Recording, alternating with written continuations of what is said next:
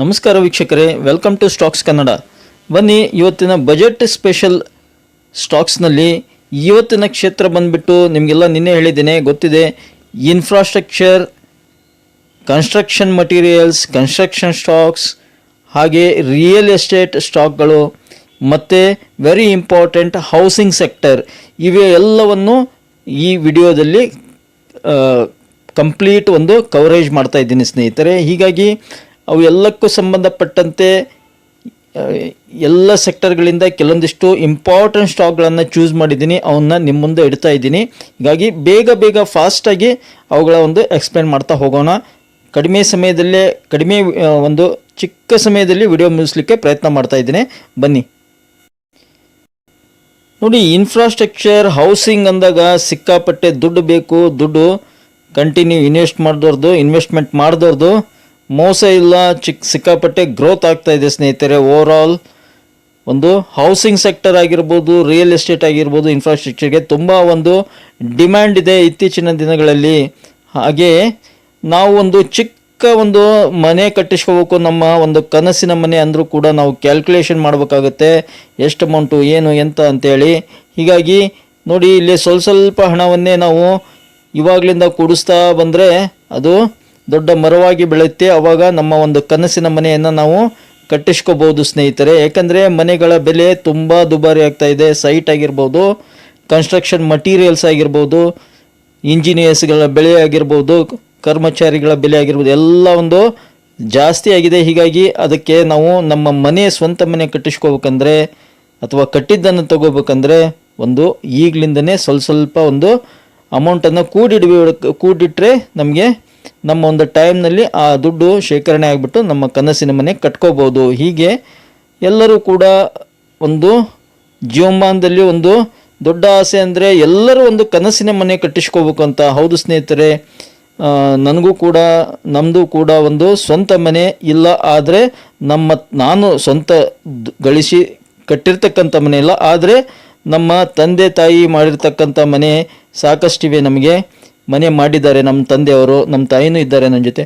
ನನ್ನ ತಂದೆಯವರು ಮನೆ ಕಟ್ಟಿಸಿರ್ತಕ್ಕಂಥ ಮನೆ ಇದೆ, ಆಸ್ತಿ ಅವೆಲ್ಲ ಇದೆ. ಆದರೆ ನಾನು ನನ್ನ ಹೆಂಡತಿ ಮಕ್ಕಳಿಗೆ ಏನು ಮಾಡ್ತೀನಿ ಅದು ಇಂಪಾರ್ಟೆಂಟು. ನಾನು ಕೂಡ ಸ್ವಂತ ಮನೆ ಕಟ್ಟಿಸ್ಬೇಕನ್ನೋ ಆಸೆ ಇದೆ. ಹೀಗಾಗಿ ನಾನು ಕೂಡ ಸ್ವಲ್ಪ ಹನಿ ಕೂಡಿದರೆ ಹಳ್ಳ ಅಂತಾರೆ, ತೆನೆ ಕೂಡಿದರೆ ಬಳ್ಳ ಅಂತಾರೆ. ಹೀಗಾಗಿ ನಾನು ಸ್ವಲ್ಪ ಹೂಡಿಕೆ ಮಾಡ್ತಾ ಇದ್ದೀನಿ, ಸ್ವಲ್ಪ ಕೂಡಿಸ್ತಾ ಇದ್ದೀನಿ. ಹೀಗಾಗಿ ಅದು ಯಾವಾಗ ನಮ್ಮ ಟಾರ್ಗೆಟು ಒಂದು ದೊಡ್ಡ ಪ್ರಮಾಣದ ಮನೆ ಅನ್ನೋದಿದೆ, ನೋಡಬೇಕು ಅದು ಯಾವಾಗ ಮುಟ್ಟುತ್ತೆ. ಒಂದು ದುಡ್ಡು ಶೇಖರಣೆ ಆದಾಗ ಮನೆ ಕಟ್ಟಿಸ್ಲಿಕ್ಕೆ ನಾವು ಕೂಡ ಪ್ಲ್ಯಾನ್ ಮಾಡ್ತೀವಿ ಸ್ನೇಹಿತರೆ. ನೀವು ಈಗಲಿಂದ ಸ್ವಲ್ಪ ದುಡ್ಡನ್ನು ಶೇಖರಣೆ ಮಾಡಿ, ಪ್ರಾಫಿಟ್ ಬಂದಲ್ಲಿ ಸ್ವಲ್ಪ ತೆಗೆದಿಡಿ, ಆಗುತ್ತೆ. ಇನ್ನು ನೋಡಿ, ಈ ಥರ ಎಲ್ಲ ಮಾಡಿದಾಗ ಒಂದು ಸುಂದರವಾದ ಮನೆಗಳ ನಿರ್ಮಾಣ ಆಗುತ್ತೆ. ಇಲ್ಲಿ ರಿಯಲ್ ಎಸ್ಟೇಟು ಬರುತ್ತೆ, ನಮ್ಮ ಕನಸಿನ ಮನೆ ಕೂಡ ಬರುತ್ತೆ, ಒಂದು ಎನ್ವಿರಾನ್ ಕೂಡ ಚೆನ್ನಾಗಿರುತ್ತೆ, ಹಾಗೆ ನಮ್ಮ ಬೆಲೆಗೆ ತಕ್ಕಂಥ ಮನೆಗಳು ಸಿಗ್ತವೆ. ನೋಡಿ, ವಾಸ್ಟ್ ಬೆಳೀತಾ ಇದೆ ಸಿಟಿ, ತುಂಬ ನೋಡಿ ಯಾವ ಥರ ಬೆಳೀತಾ ಇದೆ.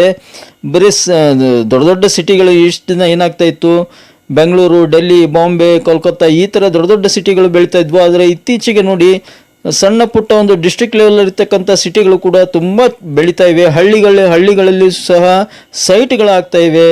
ಏಕೆಂದರೆ ಸಿಕ್ಕಾಪಟ್ಟೆ ಒಂದು ರಿಯಲ್ ಎಸ್ಟೇಟ್ಗೆ ಮನೆಗಳಿಗೆ ಡಿಮಾಂಡ್ ಬಂದಿದೆ ಸ್ನೇಹಿತರೆ. ಈ ವಿಡಿಯೋದಲ್ಲಿ ಅವನ್ನೆಲ್ಲ ಕವರೇಜ್ ಮಾಡ್ತಾ ಇದ್ದೀನಿ, ಏಕೆಂದರೆ ಕ್ಲಿಪ್ಪಿಂಗ್ಸ್ ತೋರಿಸ್ತಾ ಇದೆ. ಅದಕ್ಕೆ ಸಂಬಂಧಪಟ್ಟಂತೆ ಹೌಸಿಂಗ್ ಆಗಿರ್ಬೋದು, ರಿಯಲ್ ಎಸ್ಟೇಟು, ಮತ್ತು ಅದಕ್ಕೆ ಸಂಬಂಧಪಟ್ಟಂತೆ ನೋಡಿ ಇಲ್ಲಿ ಇನ್ಫ್ರಾಸ್ಟ್ರಕ್ಚರ್ ಕೂಡ ಬರುತ್ತೆ.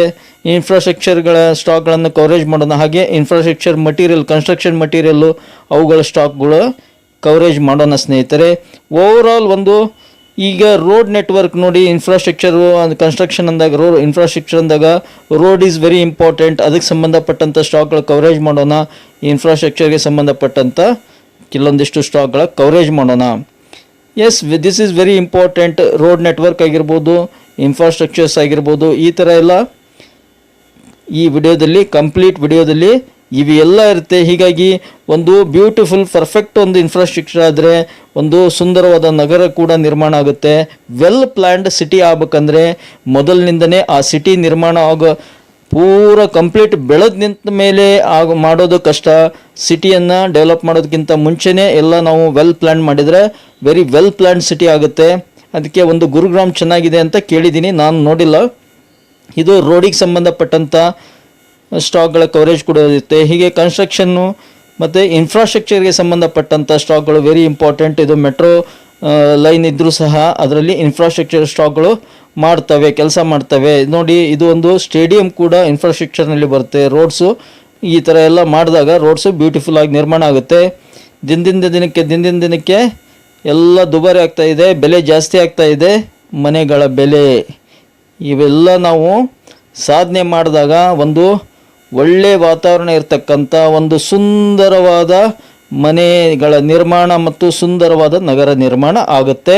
ನಾವು ನಮ್ಮ ಸುಂದರವಾದ ಪೋರ್ಟ್ಫೋಲಿಯೋ ನಿರ್ಮಾಣ ಮಾಡಬೇಕಂದ್ರೆ ಏನು ಮಾಡಬೇಕು? Very beautiful selected future growth ಇರ್ತಕ್ಕಂಥ ಕೆಲವೊಂದಿಷ್ಟು ಸ್ಟಾಕ್ಗಳನ್ನು ಚೂಸ್ ಮಾಡಬೇಕು. ಬನ್ನಿ ಅವು ಯಾವ್ಯಾವ ಅಂತ ನೋಡೋಣ. ಇವು ಎಲ್ಲ ಸ್ಟಾಕ್ಗಳು ಸ್ನೇಹಿತರೆ ಪ್ಯೂರ್ಲಿ ಬಜೆಟ್ಗೆ ಸಂಬಂಧಪಟ್ಟಿರ್ತಕ್ಕಂಥ ಸ್ಟಾಕ್ಗಳು. ಹಾಗೆ ಬಜೆಟ್ನಲ್ಲಿ 99% ಒಂದು ಹೋಪ್ಸ್ ಇದೆ ಹೌಸಿಂಗ್ ಸೆಕ್ಟರ್ಗೆ, ರಿಯಲ್ ಎಸ್ಟೇಟ್ಗೆ, ಇನ್ಫ್ರಾಸ್ಟ್ರಕ್ಚರ್ಗೆ, ಕನ್ಸ್ಟ್ರಕ್ಷನ್ ಮಟೀರಿಯಲ್ಗೆ ಸಂಬಂಧಪಟ್ಟಂತೆ ಒಂದು ಟ್ಯಾಕ್ಸ್ ರಿಲ್ಯಾಕ್ಸೇಷನ್ನು ಸಿಗುತ್ತೆ ಅಂತ, ಮತ್ತು ಒಂದು ಬೂಸ್ಟಪ್ ಕೂಡ ಸಿಗುತ್ತೆ ಅನ್ನೋ ಪ್ಯಾಕೇಜ್ ಕೂಡ ಸಿಗುತ್ತೆ ಅನ್ನೋ ಒಂದು ಸಂಪೂರ್ಣ ಭರವಸೆ ಇದೆ ಮಾರ್ಕೆಟ್ ಮೇಲೆ. ಹೀಗಾಗಿ ನೋಡಬೇಕು, ಬಜೆಟ್ನಲ್ಲಿ ಆ ಥರ ಏನಾದರೂ ಅನುಕೂಲ ಆದರೆ ಅದರಲ್ಲಿ ರ್ಯಾಲಿ ಆಗ್ತಕ್ಕಂಥ ಹಾಗೆ ಲಾಂಗ್ ಟರ್ಮ್ ಇನ್ವೆಸ್ಟ್ಮೆಂಟ್ ಮಾಡ್ತಕ್ಕಂಥ ಎರಡೂ ದೃಷ್ಟಿಯನ್ನು ಇಟ್ಕೊಂಡ್ಬಿಟ್ಟು ಈ ಸ್ಟಾಕ್ಗಳನ್ನು ಕವರೇಜ್ ಮಾಡಿದ್ದೇನೆ. ಮೊದಲೇದು ಬಂದ್ಬಿಟ್ಟು ಹೌಸಿಂಗ್ ಸೆಕ್ಟರ್ನಲ್ಲಿ ಗಣೇಶ್ ಹೌಸಿಂಗ್ ಕಾರ್ಪೊರೇಷನ್ ಲಿಮಿಟೆಡ್ ಅಂತೇಳಿ ತುಂಬ ದಿವಸಗಳಿಂದ ಇದನ್ನು ವಾಚ್ ಮಾಡ್ತಾ ಇದ್ದೇನೆ. ತುಂಬ ಚೆನ್ನಾಗಿದೆ. 938 ಇವತ್ತಿನ ಬೆಲೆ ಇದೆ. ನೋಡಿ, ಕೇವಲ 6 ಮಂತ್ ಚಾರ್ಟ್ ಇದೆ ಇಲ್ಲಿ. 6 ತಿಂಗಳಲ್ಲಿ 82% ರಿಟರ್ನ್ಸ್ ಕೊಟ್ಟಿದೆ. 6 ತಿಂಗಳಲ್ಲಿ ಆಲ್ಮೋಸ್ಟ್ ಆಲ್ ದುಡ್ಡು ಡಬಲ್ ಆಗಿದೆ. ಗಣೇಶ್ ಹೌಸಿಂಗ್ ಕಾರ್ಪೊರೇಷನ್ ಹೌಸಿಂಗ್ ಸೆಕ್ಟರ್ನಿಂದ. ನೆಕ್ಸ್ಟ್ ಬಂದ್ಬಿಟ್ಟು ಹುಡ್ಕೋ. ಹೌದು ಸ್ನೇಹಿತರೆ, housing and urban development corporation limited ಇವತ್ತಿನ ಬೆಲೆ 323 ಇದೆ. ಆಲ್ಮೋಸ್ಟ್ ಆಲ್ 100% ಗ್ಯಾರಂಟಿ ಇದೆ. ಏನಂದರೆ ಪ್ರಧಾನಮಂತ್ರಿಗಳು ಕಳೆದ ಒಂದು ಟರ್ಮ್ನಲ್ಲಿ ಹೇಳಿದರು, ಆಲ್ಮೋಸ್ಟ್ ಆಲ್ 3 ಕೋಟಿಗಳ ಮನೆ ನಿರ್ಮಾಣ, ಬಡವರಿಗೆ ಮನೆಗಳ ನಿರ್ಮಾಣ ಅಂತ.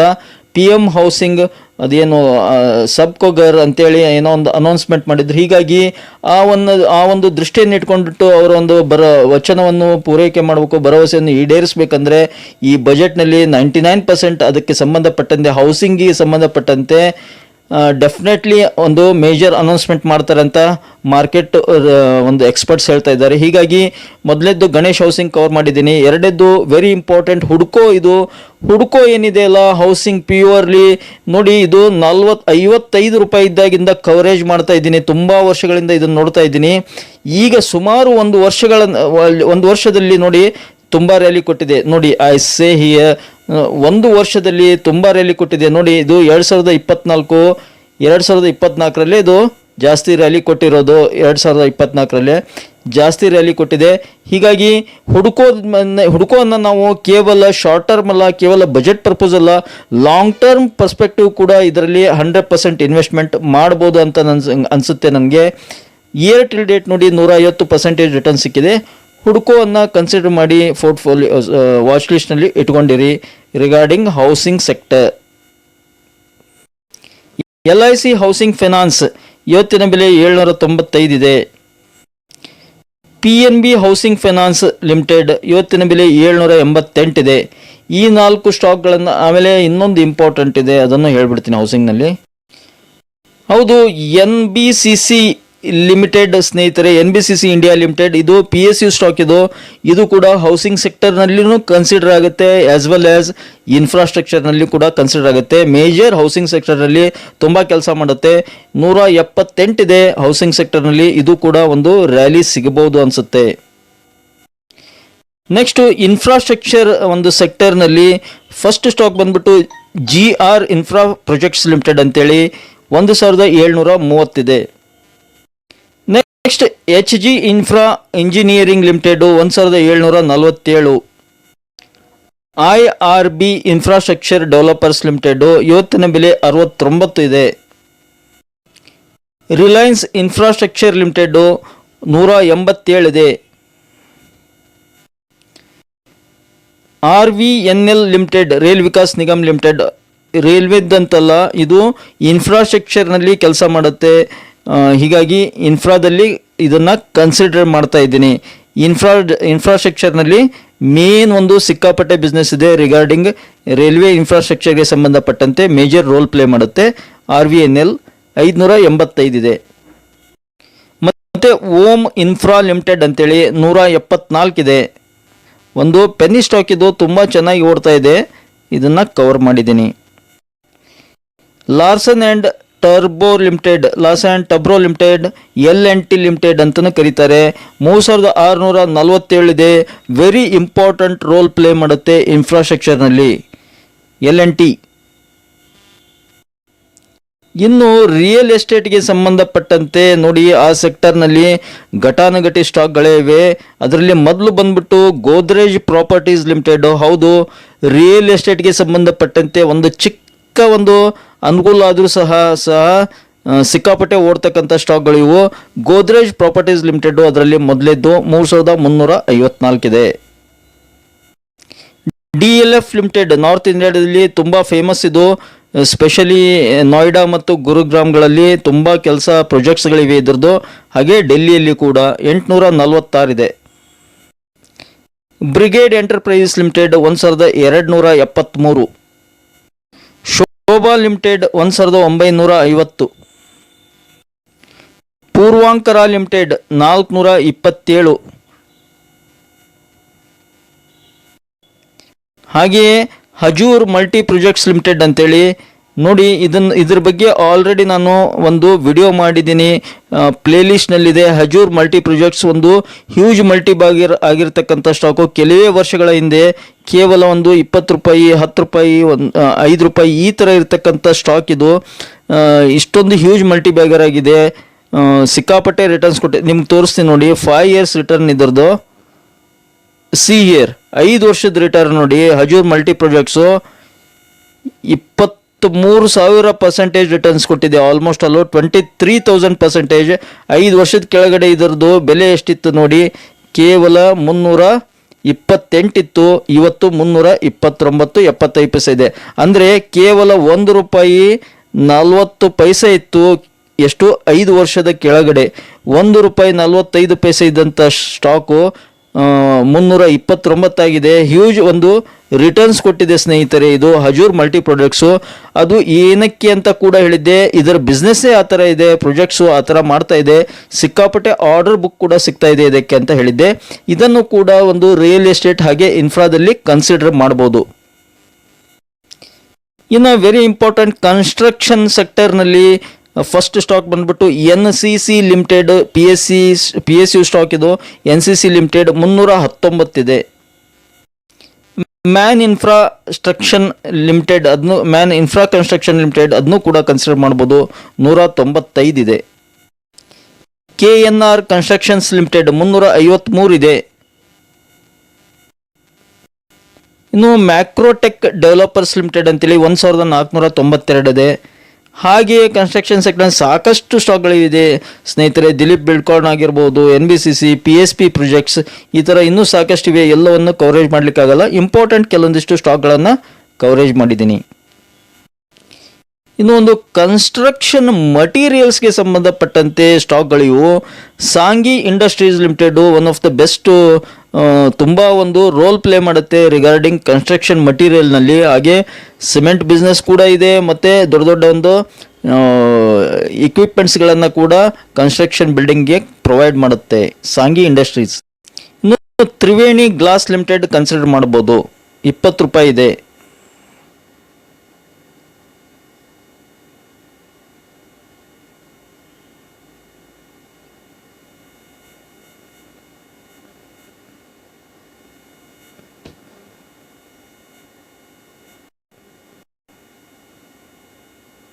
ಇನ್ನು ಅಸಾಹಿ ಇಂಡಿಯಾ ಗ್ಲಾಸ್ ಕನ್ಸಿಡರ್ ಮಾಡ್ಬೋದು, 636 ರೂಪಾಯಿ ಇದೆ. ಮತ್ತು ಸ್ನೇಹಿತರೆ, ಕನ್ಸ್ಟ್ರಕ್ಷನ್ ಮಟೀರಿಯಲ್ ಅಂದಾಗ ಅಫ್ಕೋರ್ಸ್ ಸಿಮೆಂಟ್ ಕೂಡ ಕನ್ಸಿಡರ್ ಆಗುತ್ತೆ. ಸಿಮೆಂಟ್ನಲ್ಲಿ ಅಂಬುಜಾ ಸಿಮೆಂಟ್ಸು ಲಿಮಿಟೆಡ್ ಇದನ್ನು ಕನ್ಸಿಡರ್ ಮಾಡಿ 690 ಇದೆ. ಹಾಗೆ ACC ಸಿಮೆಂಟ್ ಕನ್ಸಿಡರ್ ಮಾಡ್ಬೋದು, ಅಲ್ಟ್ರಾಟೆಕ್ ಮಾಡ್ಬೋದು, ಇಂಡಿಯಾ ಸಿಮೆಂಟ್ ಕೂಡ ಒಂದು ಪರಿಗಣನೆ ಮಾಡಿ. ಮತ್ತು ಕನ್ಸ್ಟ್ರಕ್ಷನ್ ಮಟೀರಿಯಲ್ಸ್ ಅಂದೇ ರಶಿಲ್ ಡೆಕಾರ್ ಅಂತ ಬರುತ್ತೆ, ಆ ಸ್ಟಾಕ್ ಕೂಡ ಕನ್ಸಿಡರ್ ಮಾಡಿ. ಮತ್ತು ಗ್ರಾಸಿಮ್ ಕನ್ಸಿಡರ್ ಮಾಡ್ಬೋದು. ಹಾಗೆ ಒಂದು ಮೆಟಲ್ಸ್ಗೆ ಸಂಬಂಧಪಟ್ಟಂತೆ ಮನೆಗಳಿಗೆ, ಬಿಲ್ಡಿಂಗ್ಗಳಿಗೆ ಅಂದಾಗ ಹಿಂಡಾಲ್ಕೋ ಕನ್ಸಿಡರ್ ಮಾಡ್ಬೋದು, ಮತ್ತು ಹಿಂದೂಸ್ತಾನ್ ಕಾಪರ್ ಕನ್ಸಿಡರ್ ಮಾಡ್ಬೋದು, ಮತ್ತು JSW ಸ್ಟೀಲ್ ಮತ್ತು APL ಅಪೋಲೋ ಟ್ಯೂಬ್ಸ್, ಮತ್ತು ಪೈಪ್ಸು, ಆಸ್ಟ್ರಾಲು, ಪಾಲಿಕ್ಯಾಬು, ಕೇಬಲ್ಸು, ವೈರಿಂಗು, ಅದೆಲ್ಲ ಈ ಥರ ಎಲ್ಲ ಕನ್ಸಿಡರ್ ಮಾಡ್ಬೋದು ಸ್ನೇಹಿತರೆ. ಹ್ಯೂಜ್ ವೆರೈಟಿ ಇರ್ತಕ್ಕಂಥ ಒಂದು ಇಂಡಸ್ಟ್ರಿ ಇದು. ಹೀಗಾಗಿ ಸಾಕಷ್ಟು ಸ್ಟಾಕ್ಗಳಿವೆ ಇದರಲ್ಲಿ ಕೆಲವೊಂದಿಷ್ಟು ಸೆಲೆಕ್ಟೆಡ್ ಸ್ಟಾಕ್ಗಳನ್ನು ನಿಮ್ಮ ಮುಂದೆ ಇಟ್ಟಿದ್ದೀನಿ. ಐ ಹೋಪ್ ಈ ಒಂದು ಚಿಕ್ಕ ಮಾಹಿತಿ ನಿಮ್ಗೆ ಇಷ್ಟ ಆಗಿದೆ ಅಂದ್ಕೊಂಡಿದ್ದೀನಿ. ಇಷ್ಟ ಆಗಿದ್ದರೆ ಮತ್ತಿನ ಆಗ್ತಡ ಬೇಗ ಚಾನಲ್ಗೆ ಸಬ್ಸ್ಕ್ರೈಬ್ ಮಾಡಿ. ಹಾಗೆ ಕಮೆಂಟ್ ಬಾಕ್ಸ್ನಲ್ಲಿ ಕಮೆಂಟನ್ನು ಡ್ರಾಪ್ ಮಾಡ್ತಾ don't forget it the like button. Thank you friends, thank you all.